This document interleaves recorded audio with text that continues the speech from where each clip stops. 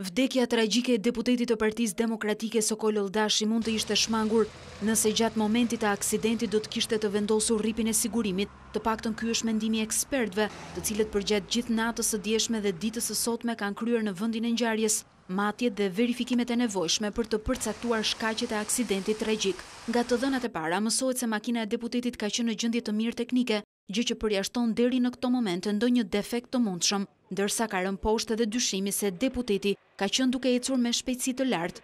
Deri tani dyshohet se shkaki i aksidentit ka qenë një pakujdesi e drejtuesit, gjë që duke u favorizuar edhe nga moti i keq, ka bërë të mundur devijimin e mjetit nga rruga, duke rënë nga një lartësi prej 15 metrash. Por vdekja tragjike e deputetit u shoqërua edhe me një mister për shkak të personit të dytë, që mendohet të ishte me të në makinë.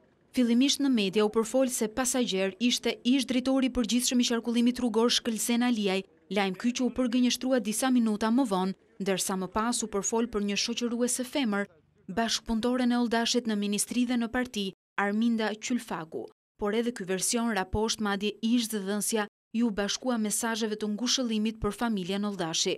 Ndërsa versioni i tretë që vështirë të marrë një konfirmim apo përgënjeshtrim zyrtar është se në makinë me deputetin ka qenë një person tjetër që nuk ka ndëruar jetë dhe nuk është bërë pjesë e dinamikës së ngjarjes në versionin zyrtar të policisë. Dyshimet shtohen kur mësohet se salla operative është njoftuar nga deputeti i PD Sigli Cara, por që ai në fakt ishte i pari që ka mbritur në vendin e ngjarjes.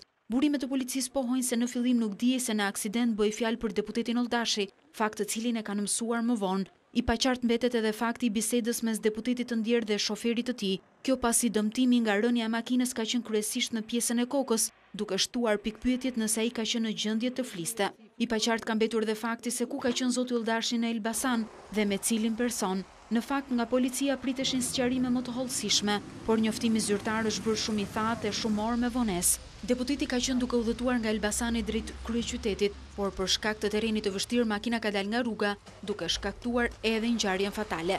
Megjithë angazhimin e forcave të rendit dhe forcave zjarfikse, trupi i deputetit është mundur të nxirret vetëm pas 2 orëve.